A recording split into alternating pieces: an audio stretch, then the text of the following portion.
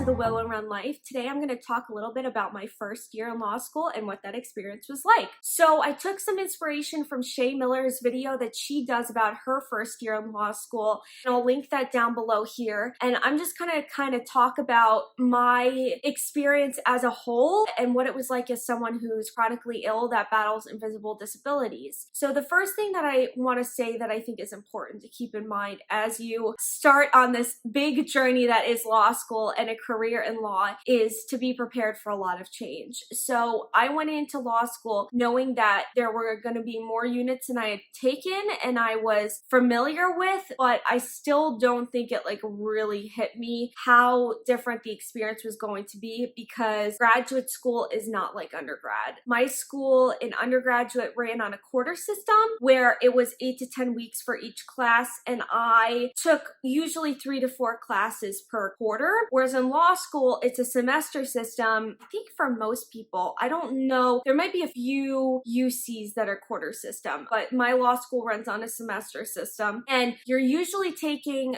4 to 5 intense classes your first year. So for us, we were taking 5 the first semester, and then we had more of a choice of electives our second semester, and I took, how many did I take? I think I took 5 the second semester, but a slightly different format. Be prepared for a lot of things to change, for a lot of things to be outside your comfort zone, and for the experience to be very different from your undergraduate experience. I had a lot of time in undergrad, even though I was taking a decent amount of classes and I got very good grades in my classes, I had some free time to do what I wanted to do, and I did not have that time in law school. You kind of, if you want free time, you have to make it, and you always feel like you could be working constantly. So expect that. It's okay to feel that way. Everybody feels that way. The people that acts like they have it all together in their first year do not have it all together. I can guarantee you that. And it's okay for you to be completely out of your comfort zone. That's kind of how law school is designed to be. It's designed primarily for growth and development and to teach you how to be a lawyer. And with that comes a lot of struggle. With that comes a lot of change, and that's okay. Like that is totally okay. I think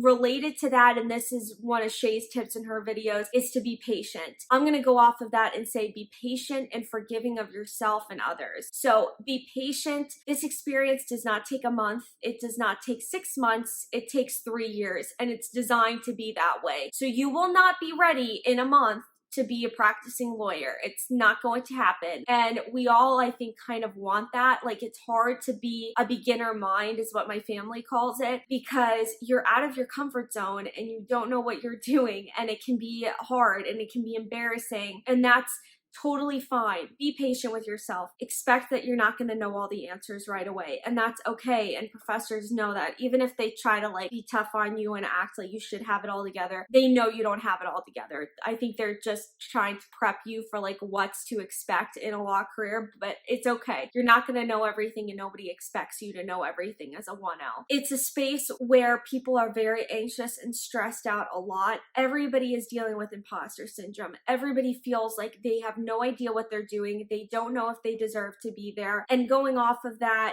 you need to be forgiving of yourself to not know the answers, and you need to be forgiving of other people. Be nice to people. If somebody doesn't do well on a cold call, be like, hey, it's okay. We all make mistakes. Don't worry about it. It really wasn't that bad. Your first cold call is not going to be awesome. I promise you that. It's not. I stuttered through mine. Everybody stutters. On a similar note, don't compare yourself to others. Don't compare yourself to what the person sitting next to you is doing. We all learn at our own pace. Law school has its own pace. And I know at least my torts professor said that he wasn't a huge believer in graded midterms, because people reach their aha moment at different times in law school. For them, it could be the day before the final, and for the other person, it could be midway through the semester, and you just don't know. And the person that you think knows it all doesn't know it all. So don't put pressure on yourself to know it. Don't put pressure on other people to know it, and don't compare yourself to others. You're all on your own journey. Stay in your own lane. Stay focused on what you're doing and what works best for you. Don't worry what other people are talking about. Some people may try to rattle you, make you anxious. Don't worry about it. In relation to that, with all that that anxiety building up, it's really important to have a support system outside of law school. For me, it was my parents that live nearby. For other people, it could be their spouse, their partner, a brother, a sister, anybody that is a good support system for you, and ideally before law school, I think. So some people will say, well, I have my roommate in law school. I don't think your roommate in law school is the kind of support system that you need. I think you need people that have like known you since you were a kid and can be there for you when you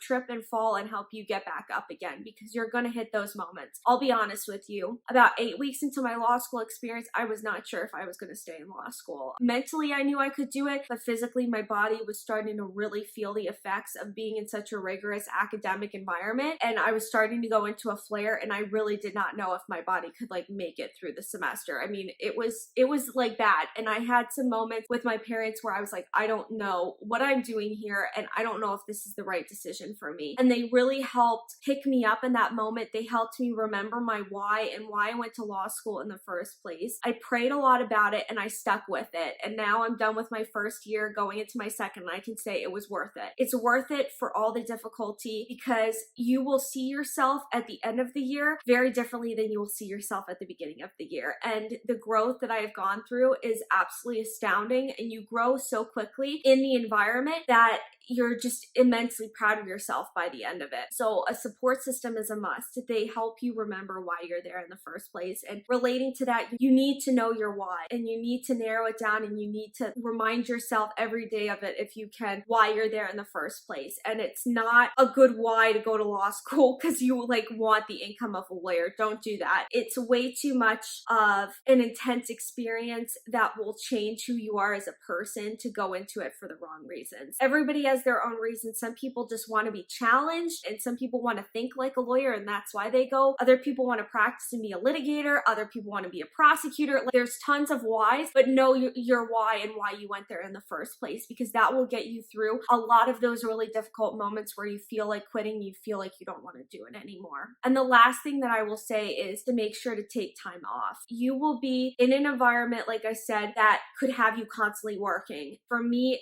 there was no time off unless I forced time off. There's no space to be like, oh, I finished all my homework, I'm done. There's always more work to do. There's always more things to do. That's okay, but you also need to know that it's okay to take time off. It's okay to breathe. It's okay to work out. It's okay to be with your friends and family. It's okay to spend time with your pets. Those are all okay things, and they're very important things for not only your physical health, but your mental health as well. You have to take time off in law school. You have to give yourself moments to breathe. And there's actually research indicating that you learn better and you study better when you do take those moments off and you give yourself space. The people that are constantly working 24/7 don't last. It's a marathon. It is not a sprint. It's 3 years, and you have to break it down by each semester, by each week if you have to. It's not about getting there as fast as you can. It's about getting there and thriving when you're there. And so you have to, please, if you learn one thing from this video, it's don't compare yourself to others and take time off. Take time off. I will be doing more videos kind of about my law school experience in the future, my tips and tricks from a practical perspective. I will most likely do an online learning video as well, because I know with COVID-19, we're all kind of swirled and having different experiences in law school. Some people are in-person learning in a different format. Those of us like myself who are immunosuppressed are doing online learning, and I can do a video about that as well, like my tips and tricks for online learning and best guidance for that. I hope you guys have a wonderful first year of law school. You can do it. Stay grounded. Take care of yourself. Be gentle on yourself. You got this more than you think you do. Have a great day, everybody. Bye.